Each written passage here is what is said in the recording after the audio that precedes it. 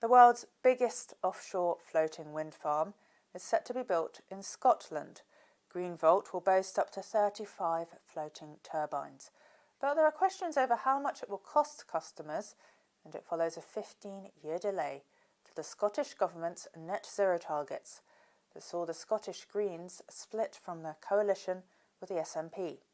NTD's Malcolm Hudson spoke to Net Zero Watch Director Andrew Montford for more.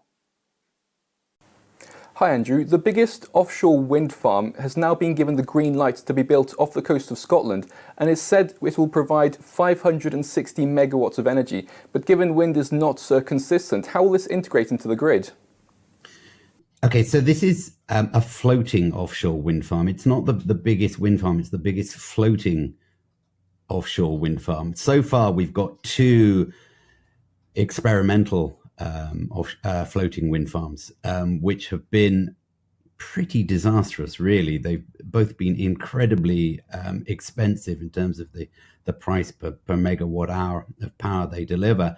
I'm actually slightly surprised that anybody has wanted to go ahead with such a big one like this. 560 megawatts is a big wind farm. The cost is extraordinary. I mean, we're talking 5 or 6 times the cost of a normal of gas-fired power. If you take its expected output, you're probably expecting it to get for 500 million pounds a year of subsidy. I mean, the numbers are extraordinary. I don't really understand how the numbers are going to stack up here, because that sort of subsidy isn't yet on offer. In terms of how it's going to integrate into the grid, consumers are going to be paying a lot more money. Because of where the wind farm is in Scottish waters, we're also going to be paying it to switch off quite a lot. This is very bad news for consumers. Now, this wind farm announcement has come after the SNP's net zero secretary set back their climate targets by 15 years. She revealed she faced scenarios including taking petrol and diesel cars off the roads tomorrow in order to stay on track. So where does this leave their net zero plans?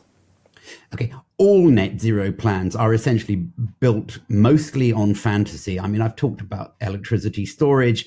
We're proceeding with this net zero project without having even really the faintest idea of how those problems will be solved. So the SNP, interestingly, were the first political party to come out to say they wanted to do net zero, and Westminster followed suit and Wales followed suit, and now they're the first to step away from it. At the moment, it's just a delay, but in reality, the delay will be repeated and extended, and eventually will become permanent. There is no way we can do net zero. We just simply don't have enough money to do it.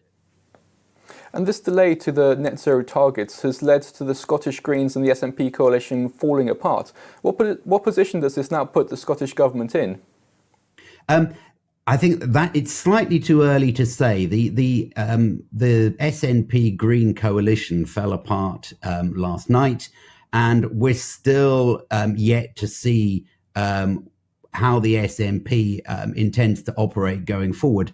One would hope that without the Greens holding the balance of power, as it were, that the SNP will now be in a position to adopt a more rational approach to this. But they seem to have been signed up to environmentalism and net zero for a long time of their own volition. So it would be quite a major about face if they now turned against it. And in reality, I think public opinion here in Scotland is probably not ready for them to do that. But as the economy worsens and the money becomes even tighter, they are going to have to do it. But it's probably a year or two down the line, I would think.